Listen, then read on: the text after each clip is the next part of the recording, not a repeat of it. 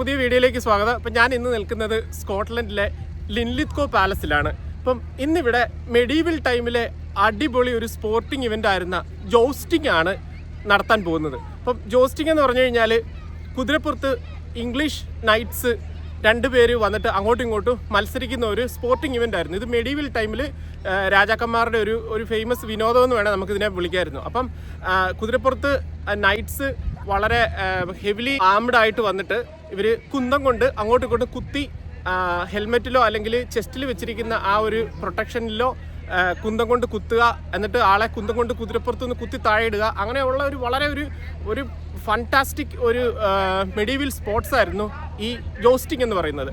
അപ്പം ഇന്നിത് ഇവിടെ ലിൻലിത്കോ പാലസിലുണ്ട്. അടിപൊളി സംഭവമാണ്. നമ്മൾ കണ്ടു കഴിഞ്ഞാൽ നമുക്ക് ശരിക്കും ഒരു തനി നാടൻ തല്ലൊക്കെ നടക്കുക എന്ന് പറഞ്ഞു കേട്ടിട്ടില്ലേ? അപ്പോൾ അമ്മാതിരി ഒരു സംഭവമായിരുന്നു. നമുക്കിതൊന്ന് കാണാം. ഇവിടെ ഒരുപാട് ആളുകൾ ഇന്ന് വന്നിട്ടുണ്ട്. ഫാമിലീസും അതുപോലെ തന്നെ ടൂറിസ്റ്റ് ആയിട്ടുള്ള ആളുകളൊക്കെ ആയിട്ട് ഒരുപാട് ആളുകൾ ഇന്നിവിടെ എത്തിയിട്ടുണ്ട്. ലിൻലിത്കോ എന്ന് പറയുന്നത് സ്കോട്ട്ലൻഡിലെ വെസ്റ്റ് ലോദിയാനിലെ ഒരു മനോഹരമായ ഒരു ടൗൺ ആണ്. ഇതൊരു ഫാമിലി ലൈഫിനൊക്കെ പറ്റിയ ഒരു അടിപൊളി സ്ഥലമെന്ന് പറയാം. നമുക്ക് സെറ്റിലാകാൻ പറ്റിയ ഒരു ബ്യൂട്ടിഫുൾ സ്ഥലമാണ് ലിൻലിത്കോ. അതുപോലെ തന്നെ ഈ സ്കോട്ടിഷ് മോണാർക്സിൻ്റെ ഒരു ജന്മദേശമെന്ന് നമുക്ക് ലിൻലിത്കോയെ വിളിക്കാം. കാരണം സ്കോട്ടിഷ് ക്യൂനായിരുന്ന മേരി ക്യൂൻ ഓഫ് സ്കോട്ട് ജനിച്ചത് ലിൻലിത്കോ പാലസിലാണ്. അതുപോലെ തന്നെ ഒരുപാട് ഹിസ്റ്ററി ഉള്ള ഒരു സ്ഥലമാണ് ഈ ലിൻലിത്കോ പാലസിൻ്റെ തൊട്ടപ്പുറം തന്നെ ഒരു ലോഹുണ്ട്, ലിൻലിത്കോ ലോഹ് എന്ന് പറയും. ഒരു മനോഹരമായ ഗാർഡനൊക്കെ ചേർന്നിട്ടുള്ള ഒരു അടിപൊളി സ്ഥലമാണ്. പാലസിൻ്റെ തൊട്ടപ്പുറം തന്നെ സെൻറ്റ് മൈക്കിൾസ് കത്തീഡ്രലുണ്ട്. നമുക്ക് ജോസ്റ്റിങ്ങിൻ്റെ ബാക്കി വിശേഷങ്ങളൊക്കെ വീഡിയോയിലൂടെ കാണാം. നമുക്ക് മെഡീവൽ പീരീഡിലെ വെപ്പൺസ് ഒക്കെ കാണാൻ കണ്ടോ. അതുപോലെ ഇംഗ്ലീഷ് നൈറ്റ്സിൻ്റെ ഹെൽമെറ്റ് ഉണ്ട്. ഇതിന് പറയുന്നത് ഫ്രോക്ക് സ്റ്റൈൽ ഹെൽമെറ്റ് എന്നാണ് ഇംഗ്ലീഷ് നൈറ്റ്സ് ഉപയോഗിച്ചിട്ടുള്ളത്. ഈ ആം ഗാർഡ് 2 പാർട്ടായിട്ടാണ് വരുന്നത്. അപ്പോൾ അതിൽ വലിയൊരു ലെതർ ഗ്ലൗ ഉണ്ട്. ആ ലെതർ ഗ്ലൗ ഇട്ടതിന് ശേഷമാണ് അതിൻ്റെ പുറത്താണ് ഈ മെറ്റൽ ഗാർഡ് വരുന്നത്. വളരെ ഫ്രണ്ട്ലി ആയിട്ടുള്ള എക്സിബിഷൻസ് ആയിരുന്നു. നമുക്കിതൊക്കെ ട്രൈ ചെയ്ത് നോക്കാനുള്ള ഒരു അവസരം കൂടി അവർ തരുമായിരുന്നു. അതുപോലെ തന്നെ മെഡീവൽ സ്റ്റൈലിലെ ഒരു ഫുഡിൻ്റെ ഒരു ഡെമോൺസ്ട്രേഷൻ ഉണ്ട്. ഫ്രൂട്ട്സും ബ്രെഡും ഒക്കെ വെച്ചിട്ട് ആ പഴയ ഒരു സ്റ്റൈലിലെല്ലാം റീക്രിയേറ്റ് ചെയ്തിരിക്കുകയാണ്. ഇതിലെ ഒരു നിറ്റിംഗ് ആണ് ഈ കാണിച്ചിരിക്കുന്നത്. So this is how you make the cloth to make our clothes.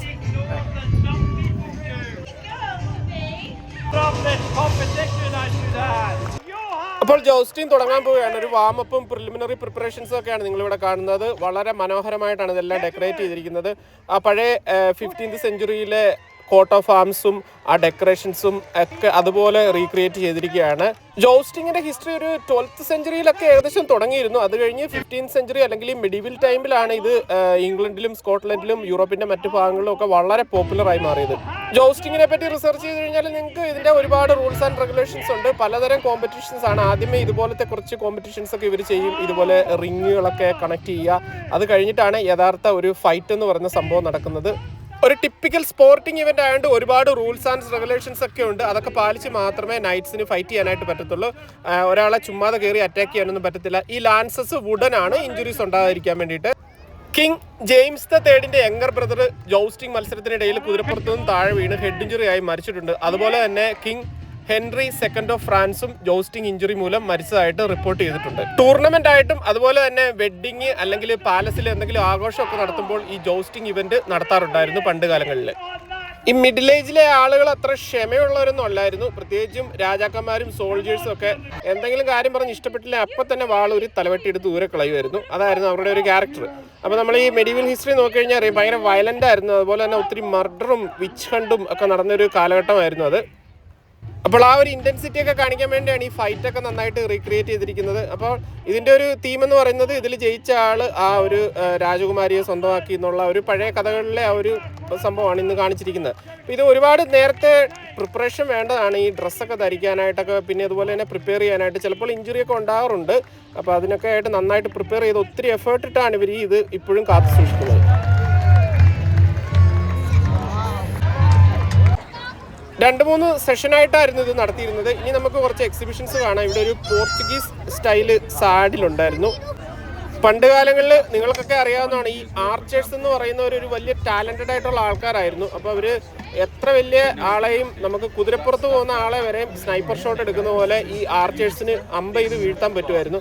അപ്പോൾ അതിൻ്റെ ഒരു വലിയ ഡെമോൺസ്ട്രേഷനൊക്കെ ആയിരുന്നു. പലതരം ബൗസും ആരോസും ഒക്കെ ഇവിടെ കൊണ്ടുവന്നിട്ടുണ്ടായിരുന്നു. അപ്പോൾ ഈ റിസർച്ചൊക്കെ ചെയ്യുന്ന സ്റ്റുഡൻസും അല്ലെങ്കിൽ ഒത്തിരി എക്സ്പീരിയൻസ്ഡ് ആയിട്ടുള്ള ആൾക്കാരൊക്കെയാണ് ഇതിവിടെ കൊണ്ടുവന്ന് ഡെമോൺസ്ട്രേഷൻ ചെയ്തത്.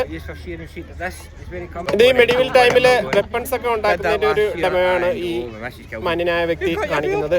ഹെൽമെറ്റും ബ്ലേഡും ആക്സും ഒക്കെ എങ്ങനെ ഉണ്ടാക്കുന്നു എന്നുള്ളതിൻ്റെ ഒരു ഇതും അവരുടെ ആ ഒരു കൾച്ചറും ട്രഡീഷനും ഒക്കെയാണ് ഈ ഡെമോ ചെയ്യുന്നത്.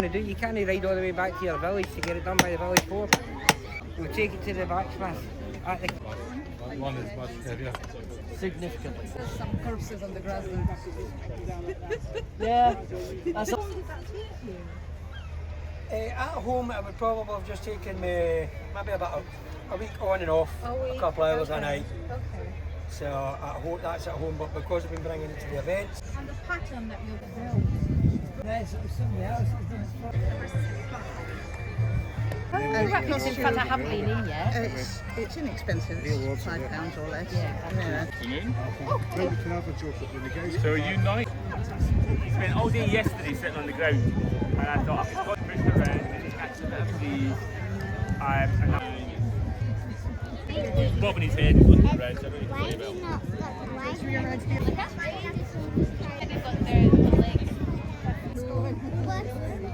That's Scott, that's Tyree.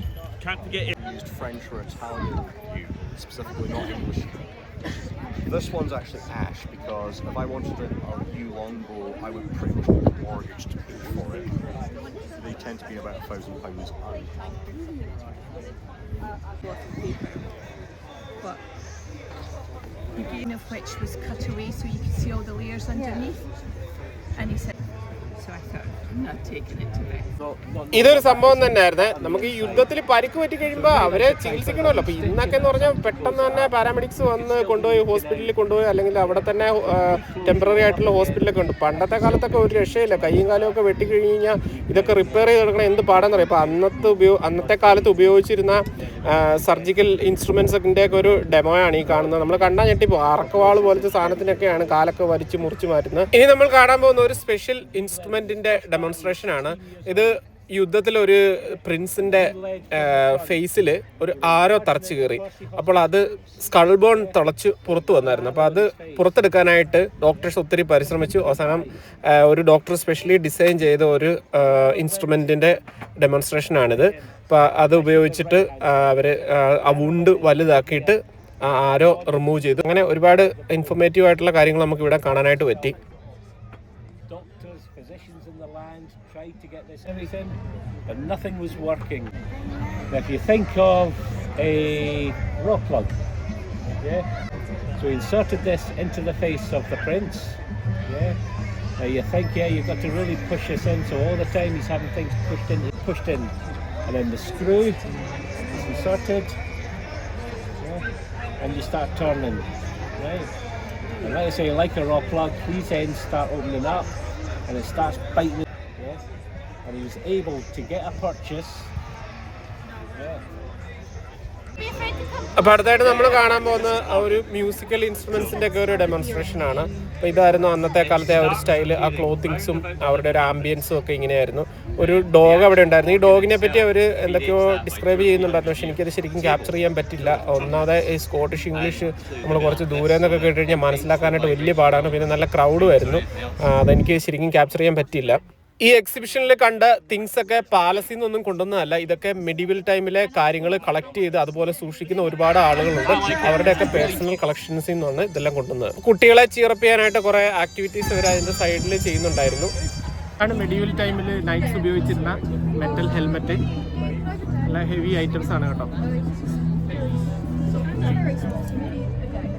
Spectacular ജോസ്റ്റിംഗ് event കഴിഞ്ഞു. അടിപൊളി ഒരു എക്സ്പീരിയൻസ് ആയിരുന്നു. ഇവിടെയുള്ള പഴയ മെഡീവൽ ടൈമിലെ സോഡും മെറ്റൽ ഹെൽമെറ്റും പ്രൊട്ടക്റ്റീവ് ഗിയറൊക്കെ ഒന്ന് പരീക്ഷിച്ച് നോക്കാനായിട്ടൊക്കെ പറ്റി. ഇപ്പോൾ എൻ്റെ ബാക്കിൽ കാണുന്നതാണ് ലോഹ് ലിൻലിത്കോ. ഒത്തിരി സ്പോർട്ടിങ് ഇവൻറ്റ്സ് ഒക്കെ നടക്കുന്നതാണ്. വാട്ടർ സ്പോർട്ട് ഒക്കെ ഉള്ളതാണ്. നല്ല അടിപൊളി ഒരു സ്ഥലം കേട്ടോ. ഭയങ്കര രസമാണ്. പാലസിൻ്റെ തൊട്ട് പുറയിൽ തന്നെ ഒരു ലേക്ക് വരിക എന്ന് പറഞ്ഞാൽ നമുക്ക് അതിൻ്റെ വ്യൂ ഒക്കെ ഒന്ന് കാണാം. നമ്മൾ ഈ ലൈഫ് ഇൻ്റർവ്യൂക്ക് എക്സാമിനൊക്കെ പ്രിപ്പയർ ചെയ്യുമ്പോഴാണ് ഇതിൻ്റെയൊക്കെ വാല്യൂസ് എന്താണെന്ന് മനസ്സിലാകുന്നത്. അപ്പം ആ പുസ്തകത്തിൽ കാണുന്ന കാര്യങ്ങളും നമ്മൾ ഇൻ്റർനെറ്റിലും യൂട്യൂബിലും ഒക്കെ കണ്ട് വായിച്ചറിഞ്ഞ കാര്യങ്ങൾ നേരിട്ട് കാണാൻ പറ്റിയൊരു വലിയൊരു അവസരമായിരുന്നു ഇന്ന് കിട്ടിയത്. ഞാൻ ഈ ഹിസ്റ്റോറിക്കലായിട്ടുള്ള കാര്യങ്ങളുടെ പുറകെ ഒരുപാട് യാത്ര ചെയ്യുന്ന ഒരാളാണ്. അതുകൊണ്ട് എനിക്കിതൊക്കെ ഭയങ്കരമായിട്ട് ഇഷ്ടപ്പെട്ടു. ഇവിടോട്ടൊന്ന് നോക്കിയാൽ മതി. എന്താ ഭംഗി നോക്കിയത് നോക്കുക. ഒരു അടിപൊളി ലേക്ക്. ആ ലേക്കിൻ്റെ തൊട്ടപ്പുറത്ത് നല്ല എന്താ പറയുന്നത്, നല്ല ട്രഡീഷണൽ ആ ഒരു യൂറോപ്യൻ സ്റ്റൈൽ വീടുകൾ.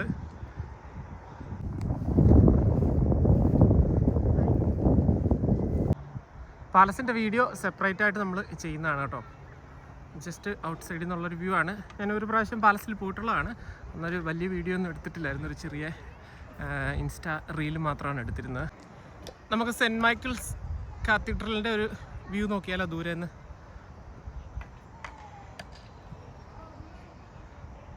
അടിപൊളി.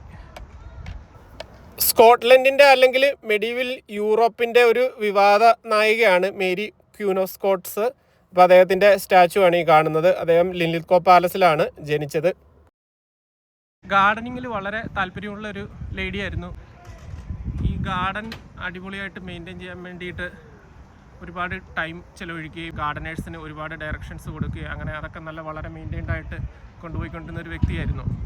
നിങ്ങളുടെ ഒരു UK ഒരു ലൈഫ് നന്നായിട്ട് എൻജോയ് ചെയ്യാനായിട്ടുള്ള ഏറ്റവും നല്ല മാർഗ്ഗമാണ് ഇതുപോലത്തെ നല്ല സ്ഥലങ്ങളും ഒക്കെ പോയി വിസിറ്റ് ചെയ്ത് അതിനെക്കുറിച്ച് ഡീപ്പായിട്ട് റിസർച്ച് ചെയ്ത് കഴിഞ്ഞാൽ നമുക്ക് ഇപ്പോഴത്തെ ലൈഫായിട്ട് ഒത്തിരി കമ്പയർ ചെയ്യാൻ പറ്റും. പഴയ കാലത്തെ ആ ഒരു സ്ട്രഗിളും അല്ലെങ്കിൽ ആ പഴയ കാലത്തെ പൊളിറ്റിക്കൽ സ്ട്രക്ചർ എങ്ങനെയായിരുന്നെന്നും ഒരു രാജ്യത്തിൻ്റെ ഘടന എങ്ങനെയായിരുന്നെന്നും ഈ തലമുറകളിലേക്ക് മാറി മാറി ഓരോ ഭരണം പോകുന്നത് എങ്ങനെയായിരുന്നൊക്കെ അറിയാനായിട്ട് ഇതൊക്കെ വളരെയധികം സഹായിക്കും. ഇത് പാലസിൻ്റെ എൻട്രൻസിൽ തന്നെയുള്ള ഒരു സെമിട്രിയാണ് ഈ കത്തീഡ്രലിനോട് ചേർന്നുള്ള. അപ്പോൾ അവരവരുടെ ആ മോണാക്സിൻ്റെ ആ ഒരു മെമ്മറീസിന് വേണ്ടിയിട്ട് അതെല്ലാം അവിടെ ക്രിയേറ്റ് ചെയ്ത് വെച്ചിട്ടുണ്ട്. ഇനി നമുക്ക് ലിൻലിത്കോ ടൗൺ സെൻറ്ററും ബാക്കി കുറച്ച് കാഴ്ചകളൊക്കെ കാണാം. ഇന്നത്തെ ജോസ്റ്റിംഗ് ഇവൻറ്റ് കാണാനായിട്ട് ഒരുപാട് ആളുകളായിരുന്നു സ്കോട്ട്ലൻഡിൻ്റെ പല ഭാഗത്തു നിന്നും വന്നിരുന്നത്.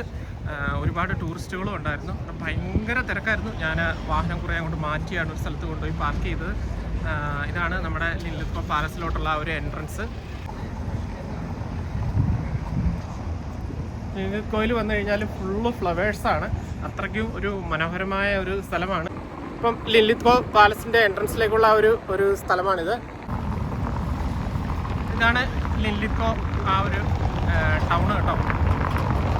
അടിപൊളിയാണ്. പഴയ ഒരു സെറ്റപ്പ് കണ്ടോ. എല്ലാവരും വെച്ചേക്കണം. വളരെ എന്നാ പറയുന്നത്, ഡേ ഔട്ടിനൊക്കെ പറ്റിയൊരു സ്ഥലമാണ്. സാറ്റർഡേ സൺഡേ ഒക്കെ ഫാമിലീസും അതുപോലെ എല്ലാവരും ഒരു ഔട്ടിങ്ങിന് വരുന്നൊരു സ്ഥലം കൂടിയാണ് ലിൻലിത്കോ.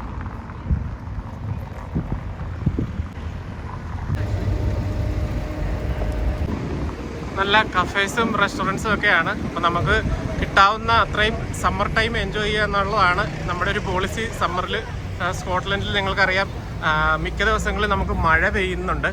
പക്ഷേ ഇപ്രാവശ്യത്തെ സമ്മർ അത്യാവശ്യം നല്ല സമ്മറായിരുന്നു. ഒരു 29 ഡിഗ്രി ഒക്കെ വരെ നമുക്ക് കഴിഞ്ഞ ആഴ്ചകളിൽ ടെമ്പറേച്ചർ ഉണ്ടായിരുന്നു. അപ്പം മാക്സിമം ഡേ ഔട്ട് ചെയ്യുക. എനിക്കിപ്പോൾ ഇന്ന് ഷർട്ടൊക്കെ ഇട്ട് വരാനായിട്ട് പറ്റി കേട്ടോ.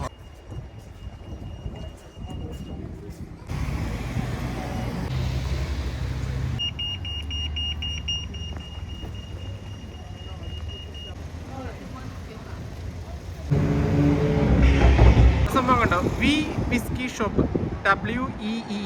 അപ്പോൾ ഈ WEEV എന്ന് പറഞ്ഞു കഴിഞ്ഞാൽ ഒരു ലിറ്റിൽ അല്ലെങ്കിൽ ഒരു ചെറുത് എന്നുള്ള ഒരു മീനിങ്ങാണ് സ്കോട്ടിഷിൽ ഉപയോഗിക്കുന്നത്. ഒരു keep A I on the patient എന്ന് പറഞ്ഞാൽ ആ പേഷ്യൻറ്റിനെ ഒന്ന് ശ്രദ്ധിച്ചോണേ, ഒരു ചെറിയ കണ്ണ് വെച്ചോണേ എന്നുള്ള പറയത്തില്ലേ. അപ്പോൾ അതാണ് ഈ എന്നുള്ളത് സ്കോട്ടിഷ് ലാംഗ്വേജിൽ ഇവർ ഉപയോഗിക്കുന്നത്. അത് ഇവിടുത്തെ ഒരു ചെറിയൊരു സ്ലാങ് ആണ്. ഇതിലൊരു ചെറിയ ഷോർട്ട് കട്ടുണ്ട്. അതിൽ പോയി കഴിഞ്ഞ് കഴിഞ്ഞാൽ നമ്മൾ റെയിൽവേ സ്റ്റേഷനിലെത്തും. അവിടുന്ന് അങ്ങോട്ട് മാറി ഒരു ചെറിയ പാർക്കിംഗ് എനിക്ക് ഫ്രീ കിട്ടി. അവിടെ ഞാൻ പാർക്ക് ചെയ്തു. പാലസിൻ്റെ പരിസരത്തോട്ടങ്ങ് വരാൻ പോലും മേലായിരുന്നു, ഭയങ്കര തിരക്കായിരുന്നു. അപ്പോൾ ഇതാണ് ലിൻലിത്ഗോ റെയിൽ സ്റ്റേഷൻ. അപ്പോൾ ഈ വീഡിയോ ഇവിടെ വൈൻഡപ്പ് ചെയ്യുകയാണ്. അപ്പം ചാനൽ സബ്സ്ക്രൈബ് ചെയ്ത് സപ്പോർട്ട് ചെയ്യുക. നമുക്ക് അടുത്ത വീഡിയോയിൽ ഉടൻ തന്നെ വീണ്ടും കാണാം.